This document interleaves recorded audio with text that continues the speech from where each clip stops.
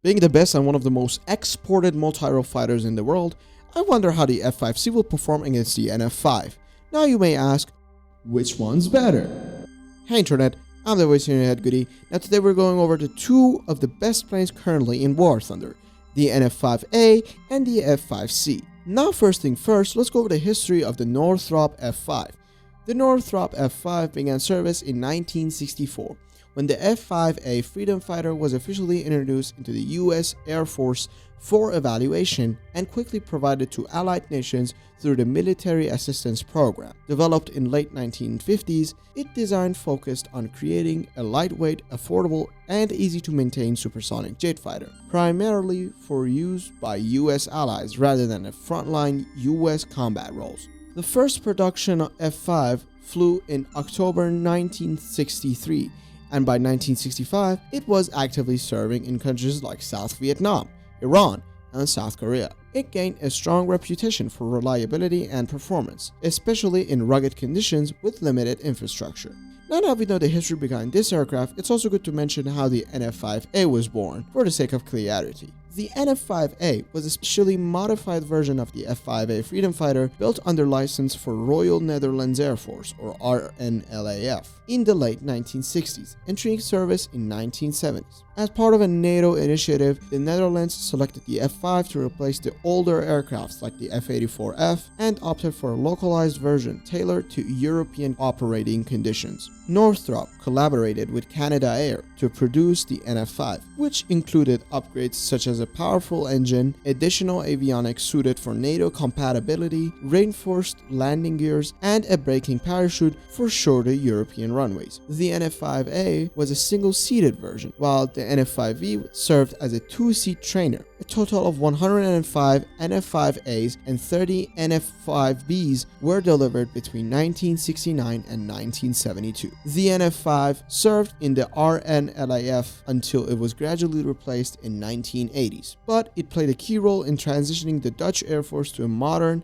NATO standard jet fighter capability. Many NF-5s were later sold to countries like Turkey and Venezuela, where they continue to serve for decades. Now we are going over the specs of each vehicle. Firstly, the F-5C. Mechanic-wise, F-5C is equipped with a pair of General Electric J85 GE13 engine, giving it a top speed of 1,440 km an hour at 10,668 meters, with a rate of climb of 135 meters a second and a turn time of 27 seconds, with the max altitude of 50,240 meters and a takeoff run of 850 meters in reference condition. F-5C's flap presets include takeoff and landing mode and combat flaps. F-5C's landing equipments are the standard air brakes and drag parachute with no arrestor gear for landing on aircraft carriers. Now onto the equipments.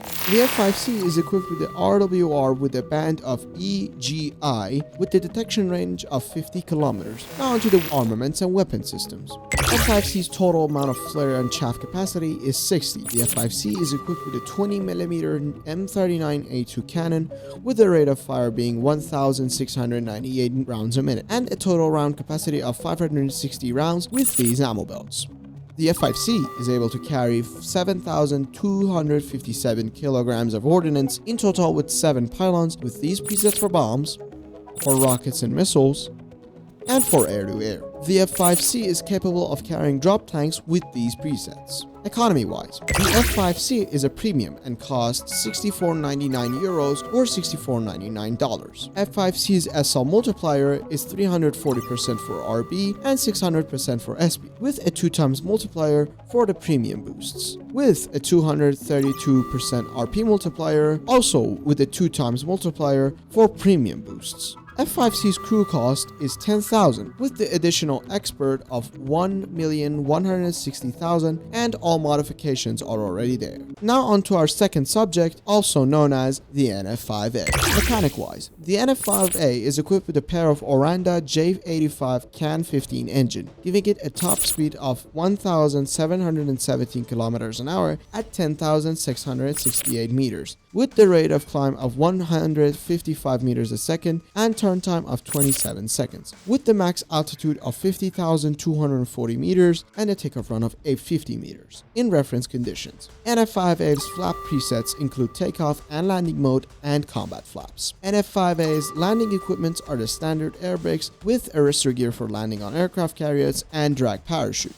In terms of equipment, NF-5A is equipped with an RWR with a band of EGI with the detection range of 50 kilometers. Here's the armaments and weapon systems. The NF-5A's total amount of flare and chaff capacity is 60, with a 30 large caliber countermeasures. The NF-5 is also equipped with a 20mm M39A3 cannon with the rate of fire of 1,698 rounds a minute and a total round capacity of 560 rounds with these ammo belts. The NF-5A is able to carry 7,257 kilograms of ordnance with total of 7 pylons for these presets for bombs, for rockets and missiles, and for air-to-air.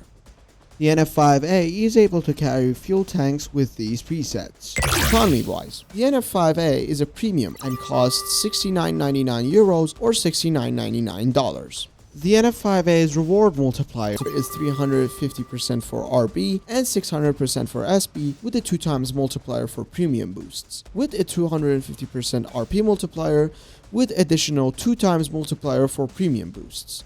NF-5's crew cost is $10,000 with an additional expert of $1,160,000, and all modifications are already there. So what do we get from all these yaps? Well, let me tell you, so far what I can see is that the NF-5A is better in almost all aspects. Now, if I'm going to be honest, try to look at it from this point of view. The NF-5A is a good F5 experience, and the tree is a fair nation. It's not bad and it's not awesome, but with the F-5C you may get less advantages of the NF-5, but the tree that you're grinding is worth every single penny in your wallet, if there's any left. So in my conclusion, I think that the NF-5 is worth it if you want to grind the French tree. Otherwise, if you want to grind the American tree, go for the F-5C. But the NF-5 as a plane is definitely worth it and is far superior to the F-5C. But about the F-5E, I don't know. It's up for debate. Anyhow, I'm the voice of your head goodie. Don't forget to like and don't forget to subscribe, okay? Over and out.